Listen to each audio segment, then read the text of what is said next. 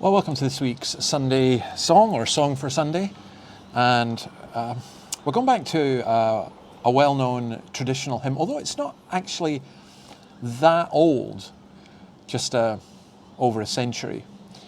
It's really interesting. I was in a church speaking to some people, and they were just talking about how they miss singing some of the traditional hymns. And I always think it's wise for a pastor or for a praise leader or whatever to sing traditional hymns as well as contemporary songs, as well as the Psalms. You know, the Psalms, hymns and spiritual songs is a really good motto to have, because the traditional hymns have stood the test of time. They're also known throughout the world by so many people.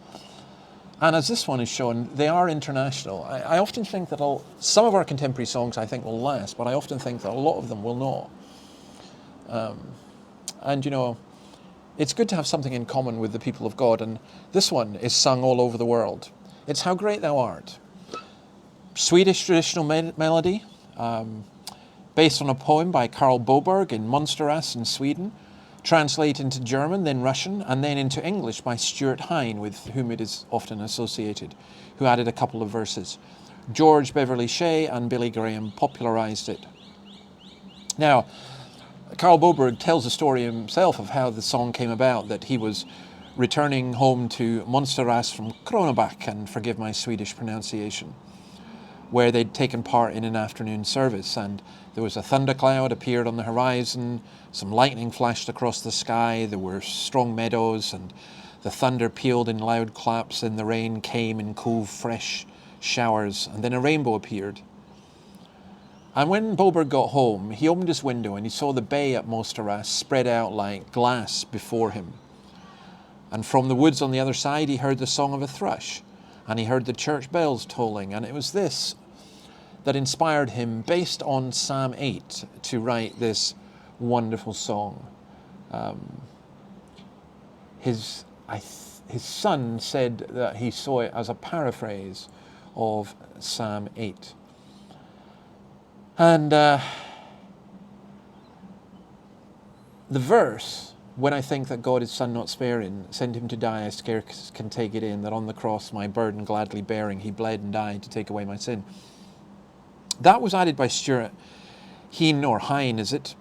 And he was asked if there were any, he was in Russia, actually he was in Ukraine, this is very opposite to what we're facing today. And there was a man named Dmitry and his wife Ludmila.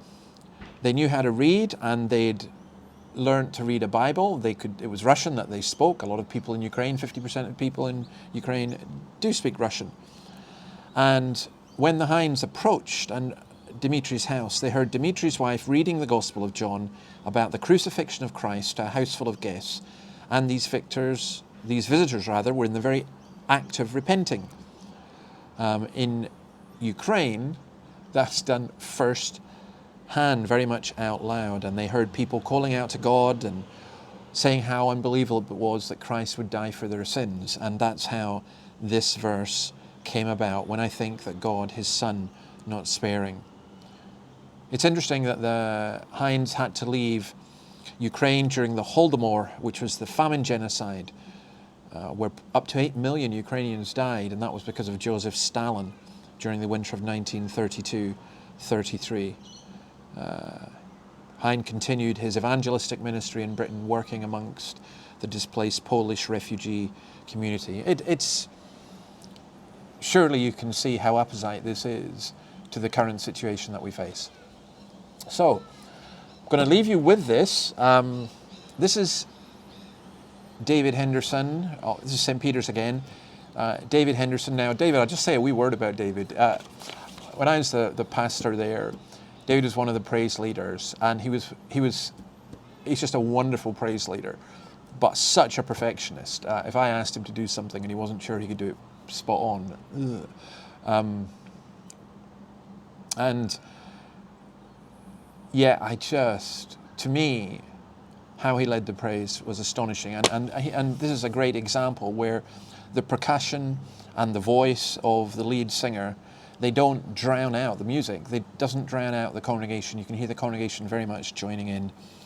And by the way, all these things are so well recorded because of Colin Mackay, one of my elders, who maybe one day I'll tell you the story about that, but he was just so good at doing it, and that's how you're able to get these things. Now, I would have to say this. It's impossible for me to listen to this without joining in, without tears in my eyes, and without raising my hands. Sorry if that's the charismatic tendency within, but I just think I challenge you not to be moved by this. So enjoy it. God bless you. See you for Coffee with Coffee for Job tomorrow. You can go back over the other ones that we've done. I Stand Amazed and Psalm 24. And what did we do last week? The Kingdom Coming. You can look at these, and the Savior of the World, that's what we did last week, about Christ's kingdom coming. But enjoy this, and I hope that this causes you to praise our God. See you next week. Bye.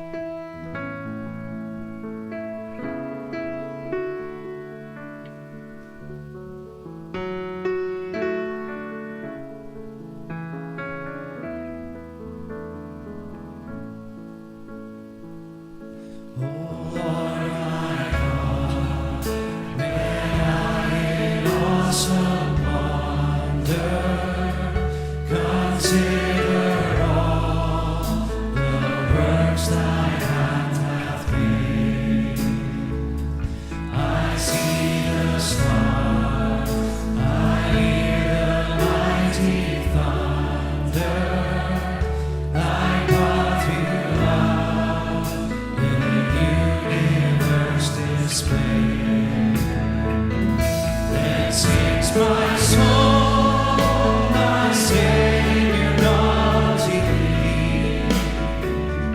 How great thou art, how great thou art. Then sings my soul, my Savior, God to thee.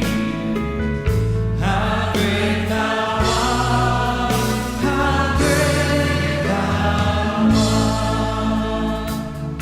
When through the wood, thy forest glades I wander, and hear the birds sing sweetly in the trees.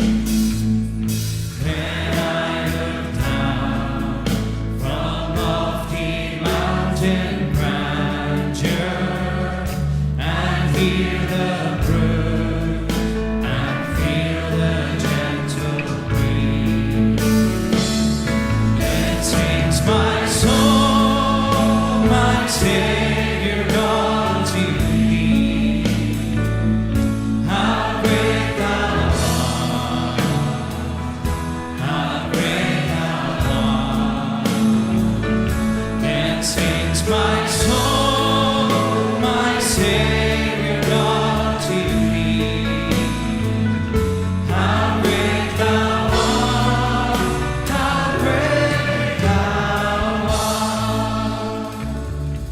And when I think that God His Son not sparing sent Him to die, I scarce can take it in. That on the cross my burden gladly bearing, He bled and died to take away my sin. Then sings my soul, my Savior, God to thee. How great thou art, how great thou art. Then sings my soul,